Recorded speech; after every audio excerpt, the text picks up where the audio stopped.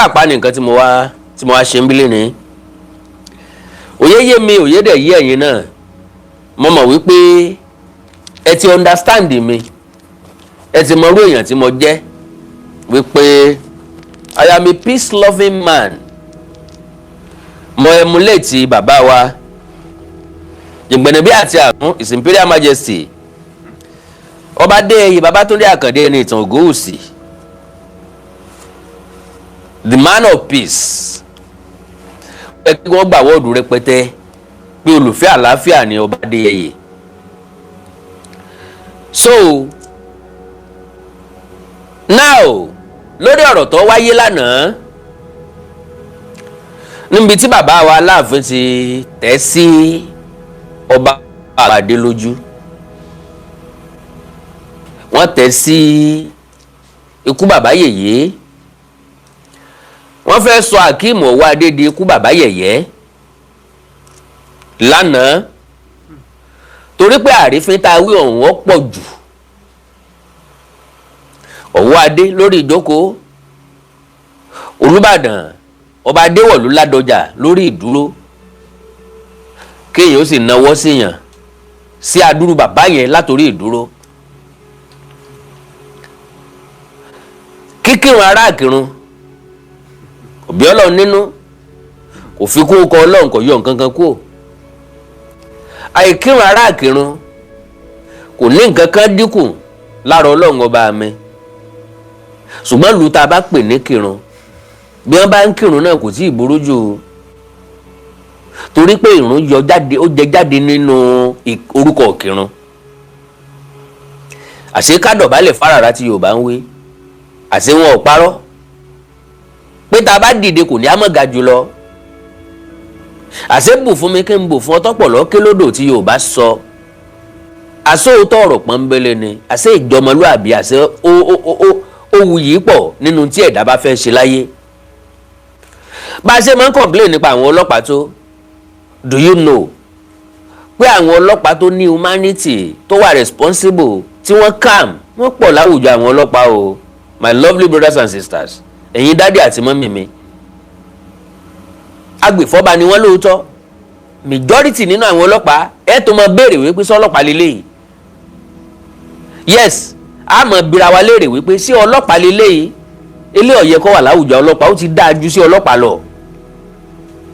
bẹ́ẹ̀ ni àwọn kan wà nínú diserial safety ìjọmọlúàbí wọn ó hàn nínú iṣẹ́ tí wọ́n ń ṣe torí lọ́pọ̀lọpọ̀ ìgbà mo máa ń béèrè lọ́wọ́ àwọn ọlọ́pàá ilẹ̀ yìí kí ló dé táwọn ò kọ́ṣe àwọn ọlọ́pàá òkè òkun tí wọ́n máa ń approach èèyàn respectfully sir pull over sir can I see your driving license sir can I see this sir ọjọ́ wo làwọn ọlọ́pàá ti wọ́ emulate ẹ̀ ju ìfọ́rùn ìgbárùn lọ gbàgbó ẹ wo nǹkan tó ń ṣe sí Portable as popular as he is as famous as he is n kan kọ́ọ̀fù sí lọ́wọ́ torí pé òun àti baby mama ẹ̀ jà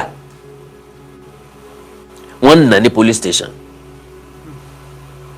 ìjọmọlúàbí ti kú lára àwọn tí wọ́n na Portable ibẹ̀ ẹ̀kọ́ là ń lọ ọ̀rọ̀ Aláàfin Ọwọ́adé la wá ní April 5 2025 because wọ́n ti tẹ ìwé ìpè ayẹyẹ síta báyìí pálàfin fẹ́ ṣayẹyẹ ọdún kan lórí àlééfà Ọlọ́run ṣeun kọ́lọ́run jẹ́ k'Aláàfin Ọwọ́adé ó pẹ́ lórí àpèrè àwọn baba ńlá wọn kí wọ́n dàgbà kí wọ́n dògbó kí wọ́n fọwọ́ pa ó fèrègì jòbì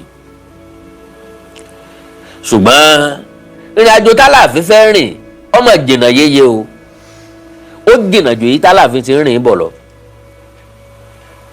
50 ọdún nínú 200 ó lé ọ̀nà jìn ṣé wàhálà ìtàkùrọ̀ gan controversy èébú lónìí ìpè lọ́la àbùkù lónìí ẹ̀tẹ́ lọ́la ṣé l'Aláàfin ó fi lo bíi 50 ọdún tó kù àti jù bẹ́ẹ̀ lọ t'Aláàfin ó lò láyé ìdí ni pé bí ó bá ń pè èèyàn lábì fúnra ìrà yìí ó yẹ kó lúwa rẹ̀ ó gbìyànjú àti pa fún ọmọ bí wọ́n bá ní gbólé yìí ó kú sí bó bá fẹ́ gbọ̀nsẹ̀ ó yẹ kó máa kọ̀dé ojú ọ̀nà kí wọ́n lè rókò ẹ̀.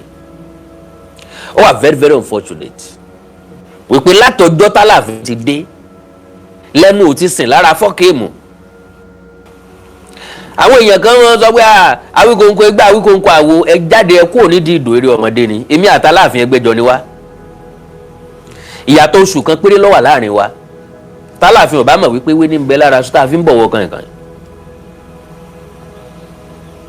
Tálàfin ò bá mọ̀ wípé tí wọ́n ń pè ní ọ̀wọ̀ àtàpọ́nlé kò yọ ọmọdé sílẹ̀ kò yọ àgbálẹ̀. Èmi Àkàndá ọ̀rọ̀ Awíkonko kí n tó lè pè èèyàn lórúkọ irrespective of their age tí ìbá ti sọmọ bíbí inú mi tí ìsàbúrò mi tí wọ́n bí lé mi kí n tó lè pè èèyàn lórúkọ ó máa pẹ́ o. Ó máa pẹ́ gan kí n tó lè lákọ mọ́ èèyàn lórí tó bá jẹ́ ẹni tí mi ò mọ̀ rí tàbí ẹni tí mo ẹsẹ̀ mọ̀ for the first time. Because ẹni tó bá pọ́n èèyàn lé àpọ́nlé ẹni ọba yẹni sí àyẹ́sí tá a fo onítọ̀ yọ pọ̀ ẹ ń bá kan ní lábùkù àbùkù náà láàfin kan padà ká tiẹ̀ pé wọ́n sọ̀tàn fáláàfin Ọ̀wọ́ adé ká ní àwọn mọ́gbàmọ́gbà Ọ̀yọ́ wọn ò fi Aláàfin Ọ̀wọ́ adé lọ́rùn lẹ̀ because I said something wípé Aláàfin Abímbọ́lá Akeem Ọ̀wọ́ adé is a complete gentleman. Ẹ sọ pé mi Àkàndá ọ̀rọ̀ Awíkonko ló sọ bẹ́ẹ̀. The man is a complete gentleman. A Christian by practice. Ẹni tó wà humble to the extent pé wọ́n sọ wípé ó tọ́ílẹ̀tì church, ó ń clean ní church, ó ń búnẹ̀sì kan jù bẹ́ẹ̀ yẹn lọ. Àpèrè ọba l'Aláàfin Ọ̀wọ́ adé bọ́ sí ni wàhálà dé sọ́run ọba. Kì í ṣe pé gbogbo nǹkan t'Aláàfin ṣe yẹ convenient fún bọ̀ tó gbọ́dọ̀ ṣe ni. Àwọn kan bẹ tí wọ́n ń pè ní mọ́gbàmọ́gbà láàfin Ọ̀yọ́. Mọ́gbà o mọ́gbélé o ọ̀gbọ́dọ̀ gbá o Aláàfin ọ̀gbọ́dọ̀ gbárù ẹ̀ o. Àwọn baba ńlá rẹ̀ ọ̀gbá o mọ́gbélé ìṣe o ọ̀gbọ́dọ̀ tẹríba fún. Gbogbo wa rí ńgbà tọ́ba Abímbọ́lá Akeem Ọ̀wọ́ adédè tìdùnnú gbogbo àfi lọ. Ìṣẹ̀lẹ̀ tó ṣẹlẹ̀ lọ́jọ́ òwúyè ńlógún rẹ̀wẹ̀sì ọkàn fẹ́mi lórí pé wọ́n treat ọ̀ ní bákan wọ́n treat ọ̀ ní bákan. Gbogbo ẹni tó bú mi ńgbà náà wọ́n ti káyín lé wọ́n ti submit ètè báyìí kálukú ti panu mọ́. Gbogbo ẹni tí ń sọ wípé Awíkonko yẹn bọ̀bọ́ yẹn ti wàhálà tí ẹ ti pọ̀ jù followers ní ń wá kíní kan ní ń wá traffic ní ń generate traffic mo generate látọdún kèlò sọdún kèlò. Ìwọ gangan bírẹ̀ léèrè wo followers mi kó o béèrè pé ṣé iye followers tó yẹ kí n ní lélẹ́yìí lọ wo subscribers mi lórí YouTube ṣé iye subscribers tó yẹ kí n ní lélẹ́yìí. Nǹkan wo ni mo ṣe rí tí mo fi tó fi jọ pé mo ń wá subscribers before I will tell anybody to either subscribe or follow my page on Facebook ó di laughter program mi mo máa ń fẹ́ gbàgbé ńgbà mi. Ntí yẹn ń túmọ̀ sí ni wípé subject of the day ntí mo bá wá gangan lọ lórí èrò mi ló jẹ́ pàtàkì sí mi. Kò wá sí nǹkan tí mo ever ṣe maliciously mo fi Ọlọ́run ọ̀run tó dá gbogbo ayé tó dọjọ́ dá wa tó nìmọ́lẹ̀ àtòkùnkùn lọ́dọ̀ mo fi búra I have never done anything maliciously in my life either online or offline. Whatever tí n bá dánu lé ó ní ìdí pàtàkì tí mo fi ń sọ pa ẹ̀. Mo wá sọ prophecy kan gbà tá a bẹ̀rẹ̀ mo ní ẹ̀rí o gbà tí chapter yìí bá máa fi close iye àtàpọ́nlé tó ṣẹ́kù sára Aláàfin yóò ti parẹ́ o yóò ti máa jò lọ díẹ̀díẹ̀ o. Àwọn àpọ́nlé kéékèèké tó kù lára Ọ̀yọ́ mo ní yóò sì jó tán. Àwọn èèyàn wá bẹ̀rẹ̀ sí ní sọ Awíkonko asọ̀rọ̀ sẹ́niọ́ tí ì sọ̀rọ̀ nù. Ọ̀yọ́ ń wo ni wò pé ọ̀gbẹ́ni tán pè l'Awíkonko yìí ó kórìíra Ọ̀yọ́ ó kórìíra Aláàfin I swear to Almighty God. Torí kọ́pọ̀lọpọ̀ ọ̀nù yín ó tó mọ Aláàfin ọba Abímbọ́lá Akeem Ọ̀wọ́ adé lèmi Àkàndá ọ̀rọ̀ Awíkonko ti mọ̀ wọ́n. Mo lè fi gbogbo ẹnu sọ bẹ́ẹ̀. Kí kádàrá ó tó fi wọ́n jọba ká tó mọ̀ pé àwọn ni wọ́n jọba lèmi Àkàndá ọ̀rọ̀ Awíkonko ti mọ̀ wọ́n. But I've never said anywhere èmi tí mo fìgbà kan support wọn ṣé mi náà ni wọ́n wàá jáde tí wọ́n á máa takò wọ́n bọ́ mission tí wọ́n bá wá tàbí táwọn mọ̀gbàmọ́gbà tí wọ́n kó sí wọn lọ́rùn ní kàn wọ́n lábùkù kì í ṣe pé ó dùn mọ́ bọ̀ wá dé nú mi Àkàndọ̀rọ̀ Awíkonko ló ń sọ bẹ́ẹ̀.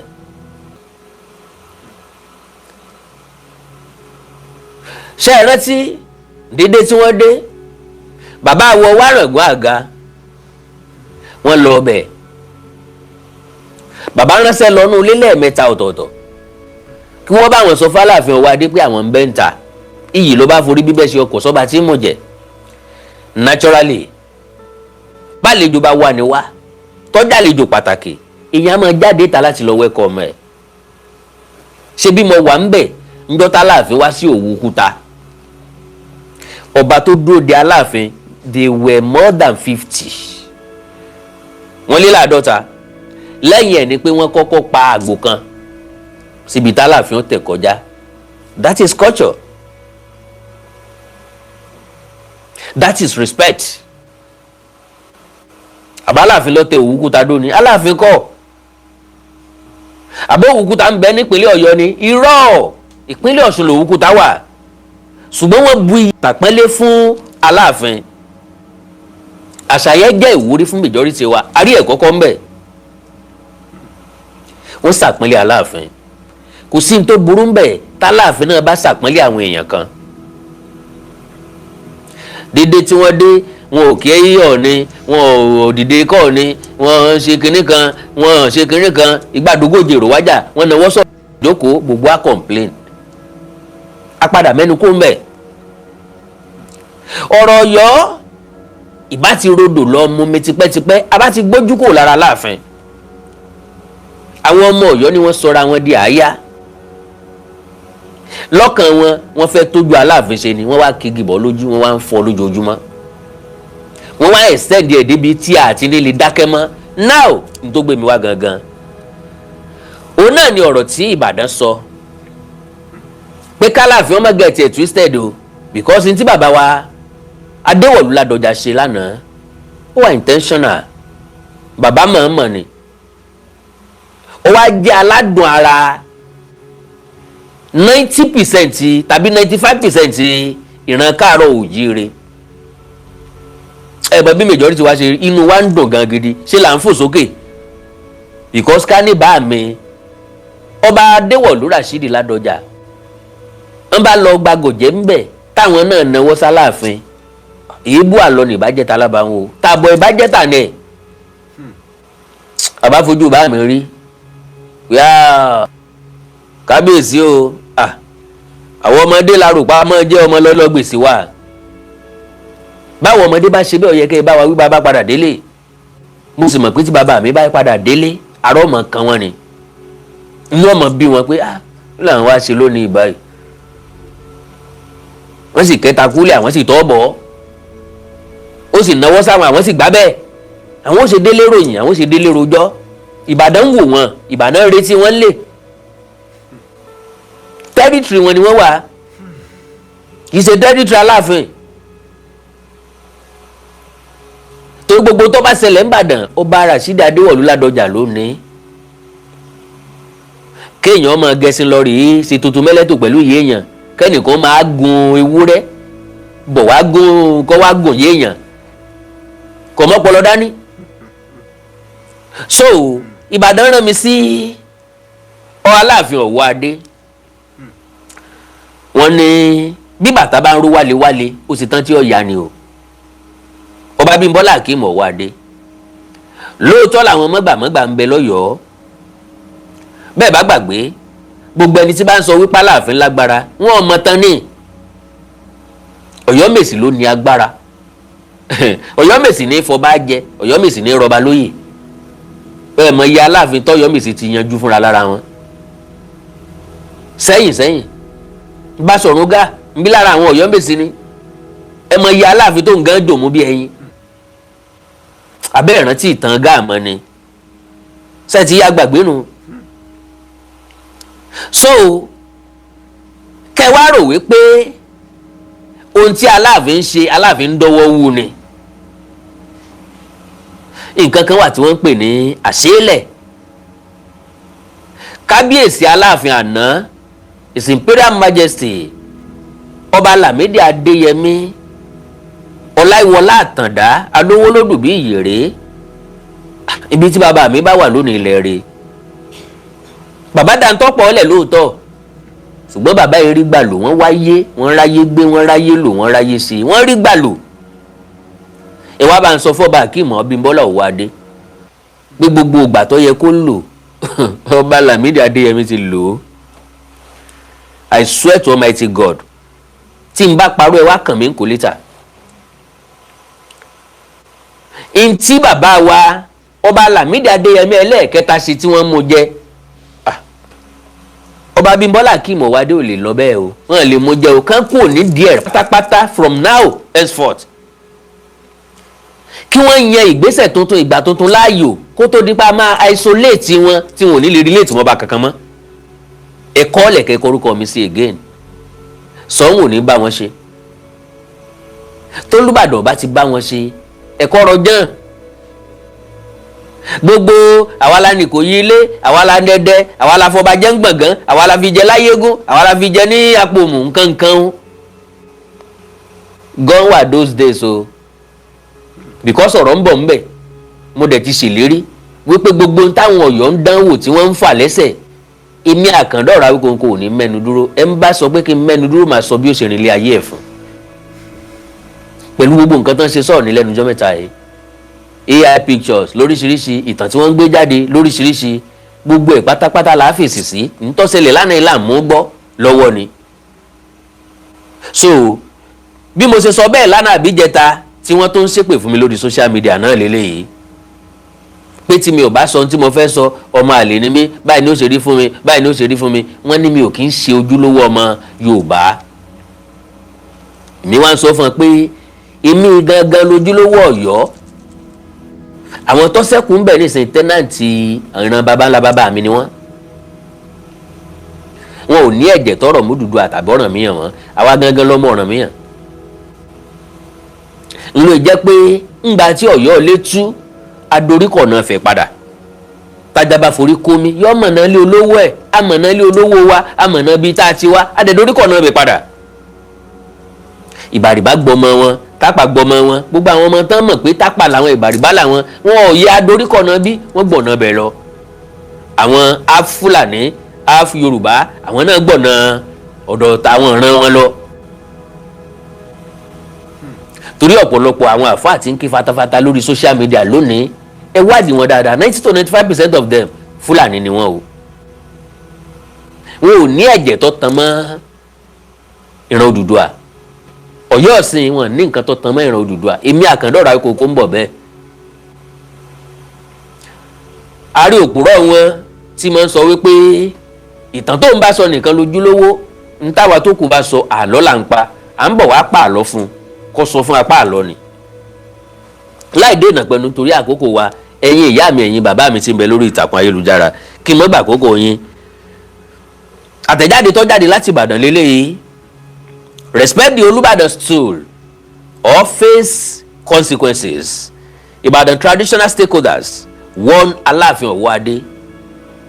Ìbàdàn traditional stakeholders comprising monarchs, àwọn ọba Ìbàdàn, Mogajis, Baales, and prominent sons and daughters of Ibadan land have once again cautioned the Alaafin of Oyo, Oba Akeem Abímbọ́lá Owóadé, against any form of disrespect towards the referred stool of the Olubadan and the Ibadan traditional institution. Wọ́n jẹ́ oyè Aláàfin pé gbogbo ara ajá kọ́ nílé gbà á kí egun ọ̀wọ́lé kájọ́ ọmọ gbò. The stakeholders condemned the conduct of Oba Owóadé, who was reported to have stretched out his hand while seated to greet the Olubadan of Ibadan land, Oba Adewolu Ladoja, during a function held today at the Agodi Government House, Ibadan. They described the action as a gross insult to the Olubadan and the entire Ibadan traditional institution. Honestly, bó ṣe rí nìyẹn. According to them, the uncultured act, èmi náà ti béèrè wípé ìwà tí kábíyèsí òun sọ́jọ́ tẹ́ńtọ́ màṣà tàbí tẹ́ ti ń gbé àṣà lárugẹ sí àṣà wa ló ní kákápárù bí apá àrùga bàbá tiẹ̀ wá wo damask gan damask a máa kó báyàn lọ́pọ̀lọpọ̀ gbà tọ́jẹ́ pò ní ọ̀gá lápá apá wa ó sì wà ńlẹ̀ káwọn èèyàn ní mọ̀ pé damask lọ́gà wá lápá eléyìí ó sọ wípé ká mọ̀ mọ ẹni tí kíkí àti àpọ́nlé tọ́ sí Yorùbá ní ẹ jẹ́ ká fi ọlá fún ẹni tí ọlá ṣe tirẹ̀ ọlá ìṣe tẹnìkan ọlá wà fọ́tọ̀ wà fún sí ni ó lè mọ́ bára mu ṣùgbọ́n níwọ̀nba kéékèèké òun ẹja fúnra wa gbogbo ọ̀yà ní pẹ́rẹ́ lódù gbogbo ọmọ lólú ọmọ lójú bàbá àtìyá wọn bí tí òkú kéré tó gbogbo aláfẹ́ àpọ́nlé àti ọ̀wọ̀ ní pòsíṣàn bíi tá a bá wà mọ̀ bá wa pọ́n wálé láàyè ibi tá a wà wọn ààyè tá a wà wọn a lè fi dùn yan ọ̀gbọ́ Yorùbá ní ọba lè wá bẹ́rẹ́ tì tálíkà sì ní mẹ́fà lápò yóò wá díngbà tó bá wá bẹ́rẹ́ tì tí tálíkà ní mẹ́fà lápò kò ní yọ jáde ọba ò sì ní rábẹ́rẹ́ lò làfi pọ́wọ́ ìwé ò tó gbẹpẹ́ tágbálágbò wá kèrèǹgbè ntí ọmọdé bí àgbà kọ́mọ́kọ̀ gbogbo ala ní ìta lè fi múra wa ọba Akeem Abímbọ́lá Òwádé yọ̀ǹda àwọn mọ́gbàmọ́gbà tún ìgbésí ayé tí ń gan tún sọ bí igbá kọjú tó pẹ́ jù kó tó dà tẹ̀yìn kọ́ máa gé tí ajá tá a gé létí tán tí ń fa bẹ́ẹ̀ pamọ́ ọ̀rọ̀ mi ọ̀rọ̀ ọmọdé ni o bí ọba ta eégún lónìí yóò ta èyí kókóró lọ́la bí ọba ṣe lálọ́ yóò ṣe lábọ̀.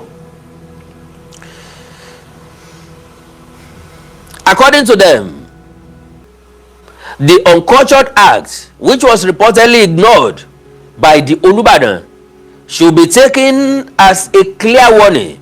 They stressed that any further disrespect from the Alaafin will be met with a strong and decisive response from Ibadan traditional stakeholders, including Kabiesis, chiefs, Magajis, and Baales.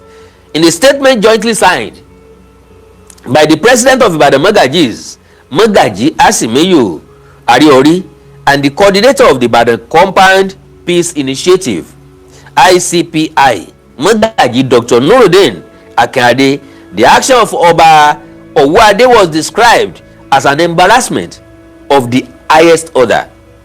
The DRO stated that the Ibadan traditional stakeholders are fully prepared to decisively address any act capable of bringing disrespect to the Ibadan traditional institution. They further emphasized that Oba Adewolu Ladoja surpasses Oba Owade in age, achievements, social standing, political exposure, business success, leadership, pedigree, and his position as the custodian of Ibadan traditional affairs.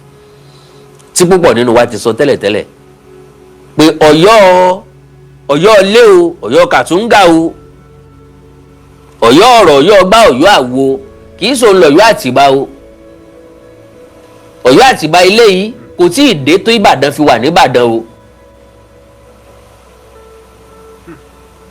Olúyọ̀lé, Tóyèjẹ, Kúrúnmí, àwọn mẹ́tẹ̀ẹ̀ta lọ́mọ odi yíká bíi tí Ọ̀yọ́ ò ní wà tá ń pè lọ́yọ́ Àtìbà. Àgọ́ Ọ̀já tá a sọdọ̀ Àgọ́dọ̀yọ́, Àgọ́dọ̀yọ́ tọ́dọ̀yọ́ Àtìbà, Ọ̀yọ́ Àtìbà tó wá padà dọ̀yọ́ Aláàfin lónìí. Ìbàdàn ti wà ṣáájú ẹ̀,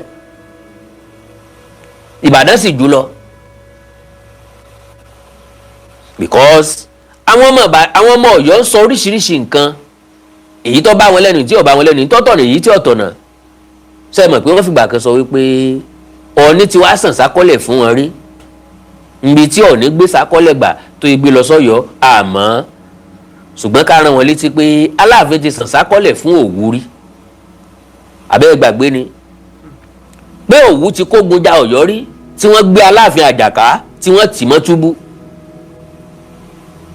tí ẹ rántí mọ́ ni, táwọn Ọ̀yọ́ Mèsì fi lọ bẹ́ẹ̀ Tẹ́lá oko Ṣàngó láti Tápà. Dákun ẹ̀gbọ́n rẹ̀ tẹ́ jọjọ́ mọ bàbá kan náà ni Olówu ti wá gbé yìí kó tó lọ gba Aláàfin Àjàká padà. ǹjọ́ yọ rántí eléyìí, ǹjọ́ yọ sọ́npa ẹ̀.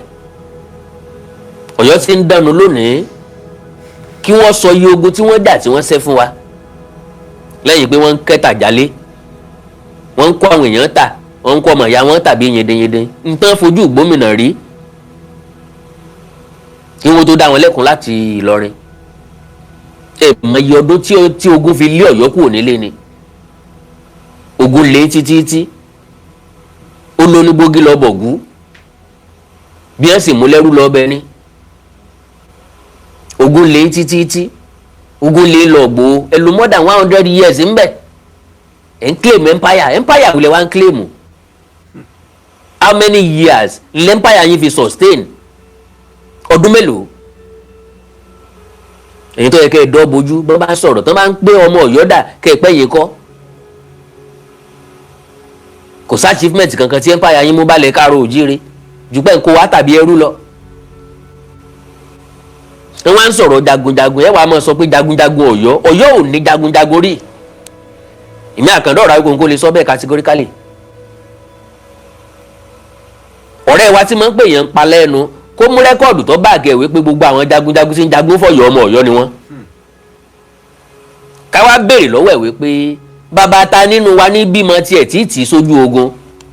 Ọmọ ọlọ́mọ la ránṣẹ́ dé tòrótòró. Ọmọ ọlọ́mọ la fìpá jí. Kò sẹ́ni tí ó bímọ tiẹ̀ tí ó ti sójú ogun. Kí wá pe àkọ́bí mi nìsín kí wọ́n á ní wọ́n fẹ́ bá lù kan jà o ìbọn rèé ọ̀yá gbà ìwọ náà sọ lójú ogun. Ta ló sọ fún mi pé yóò padà dé? God bless you Abba Father tí wọ́n ra sticker fún mi, God bless you sir. Ká wá béèrè lọ́wọ́ ọ̀rẹ́ wa àrí òpùrọ́ tí ń pè rẹ̀ láàrin òpìtàn tí wọ́n ń pẹ́ tí bá ń sọ̀rọ̀ tí bá ń sọ̀tàn ń pa àlọ́ ni òun nìkan ló ń sọ̀tàn ojúlówó. Kọjú oyè wa kó báàkì ẹ̀ pẹ̀lú ẹ̀rí pẹ̀lú document pé gbogbo ọmọ ogun tí Ọ̀yọ́ ń lò láti ìbẹ̀rẹ̀ pẹ̀pẹ̀ títí tí Ọ̀yọ́ fi expire tí Ọ̀yọ́ empire fi wó pé ọmọ bíbí Ọ̀yọ́ ni àwọn jagunjagun wọn láti ìpìlẹ̀. Ọmọ Nupe Ìbàrìbá ńlọ̀yọ́ fi ń jagun náà fi ń bìrì ọmọ ogun wọn. Aláàfin ọ̀rọ̀ ǹpọ̀tọ̀ níyàn went as far as Niger State wọ́n lọ recruit more than 3,000 soldiers tí wọ́n ń lo ọkọ̀ àti shed.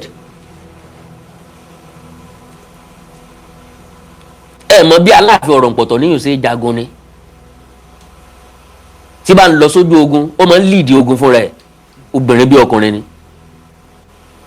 Yọ wá so ẹ mọ̀ àwọn ewé tá a máa ń dì papọ̀ ń àwọn ewé tá a máa ń dì papọ̀ tá a máa ń kìbọnú àgbo bá a ṣe máa ń di ewé papọ̀ wọ́n máa wá di ewé papọ̀ wọ́n á wá so mọ́ ìrù ẹṣin lẹ́yìn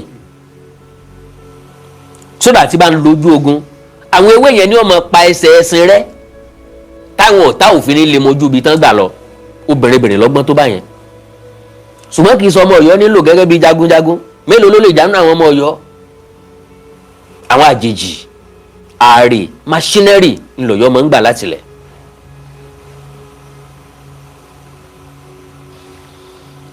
God bless you Mr. Adetoye ẹ̀yin náà ra sticker fún mi ò ní wáyé tì sá.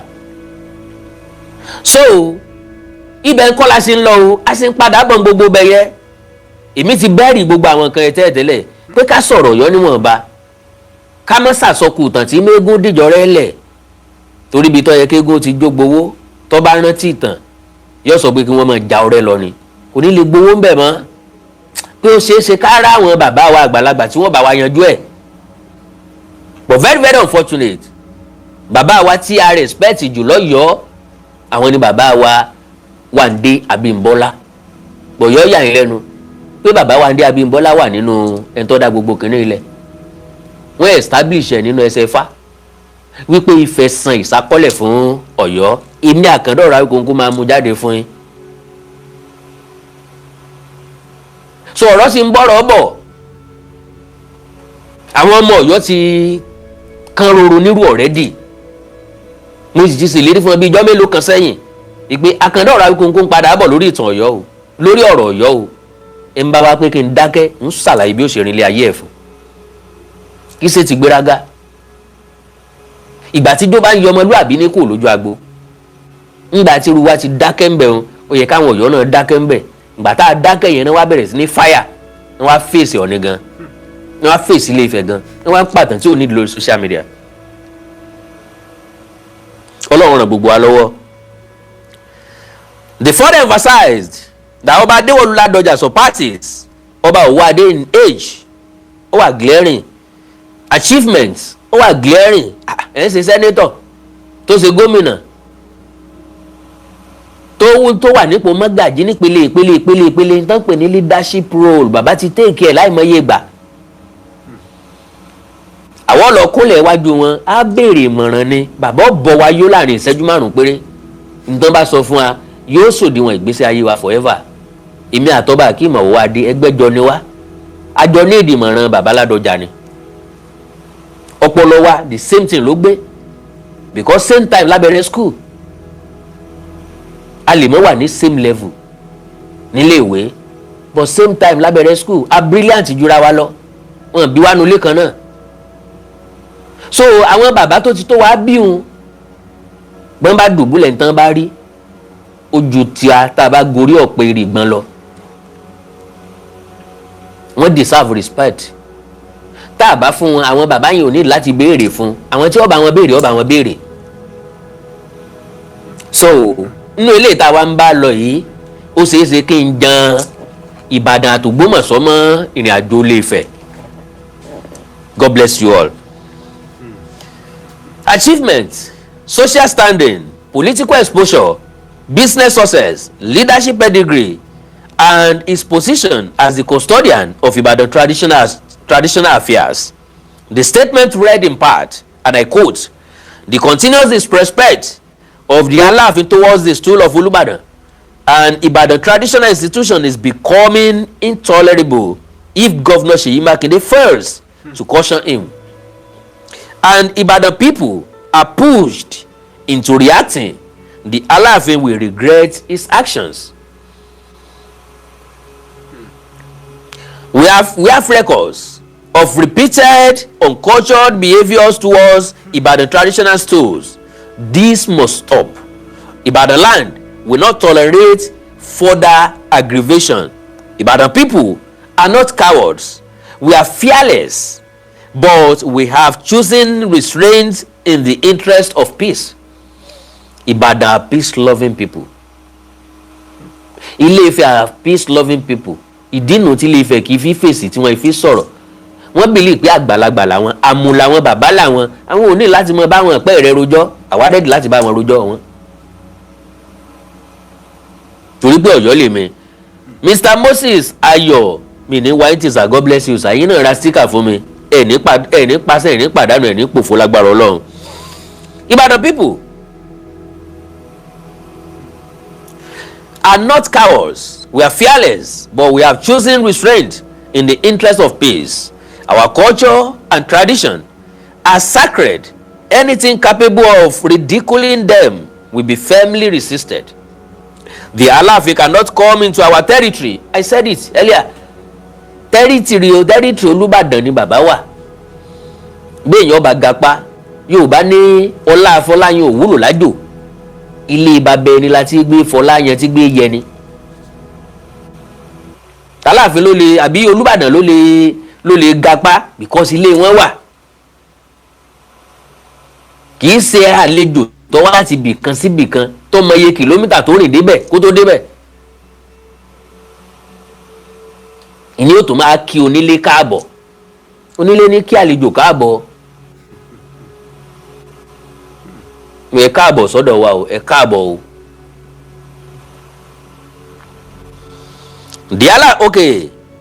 The Alaafin cannot come into our territory, sit down, and stretch his hand to greet our highly revered 82-year-old Olubadan. Bí ò tó bẹ̀rù ó yẹ kó tó ṣáájú. Ẹnu ọmọ ọgbà yá pàdé mọ́. Kò make sense in any way. Ọmọ 50 years. Nàwọ́ sí bàbá 82.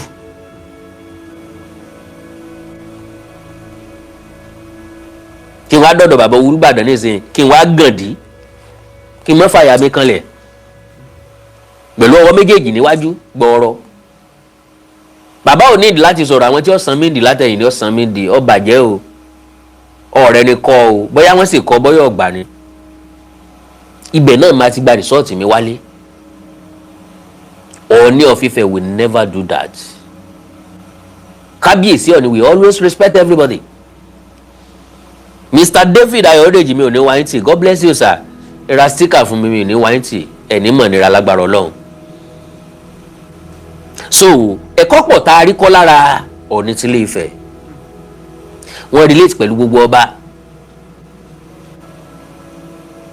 because inú ọ̀gbàlàyé ọ̀gbàlọ́rọ́ tí wọ́n bàbá àwọn Olúbàdàn bá wọn ṣe dáadáa, Ṣọ̀ún Ògbómọ̀ṣọ́ bá wọn ṣe dáadáa, kò sọ́ba tí ò rọrùn fún láti bọ́ Ọọ̀ni ṣe because naturally he is very very accommodating in nature. Mo wá sọ̀rọ̀ kan bóyá jẹta, mo ní mo máa bẹ̀rẹ̀ sí ní máa post gbogbo nǹkan tó Ọọ̀ni bá ṣe sórí page mi báyìí, mi ò ṣe bẹ́ẹ̀ tẹ́lẹ̀ rí.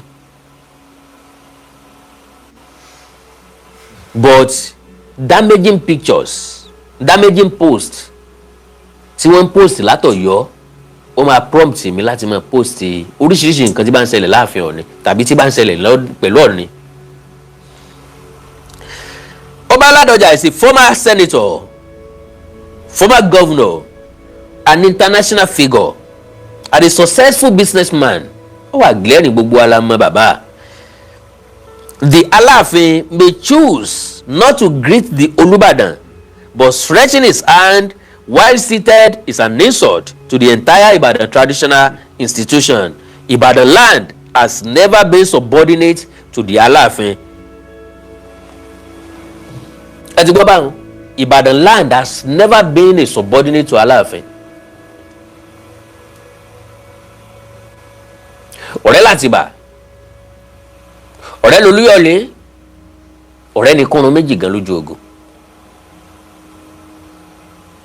Àwọn ni wọ́n fi Àtìbà jọba, àwọn ni wọ́n sọ Àtìbà dọba, àwọn ni wọ́n ti Àtìbà lẹ́yìn.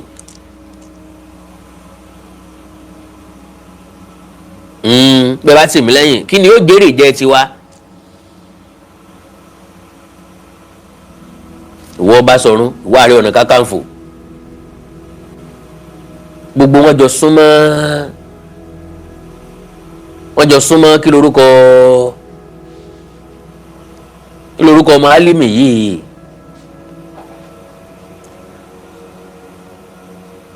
Ṣítà, gbogbo wọn jọ súnmọ́ Ṣítà ni.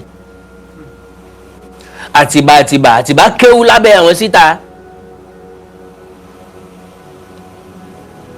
Àtìbà kò ní blood relationship, kò ní blood relation pẹ̀lú Ọ̀rànmíyàn mọ́ o.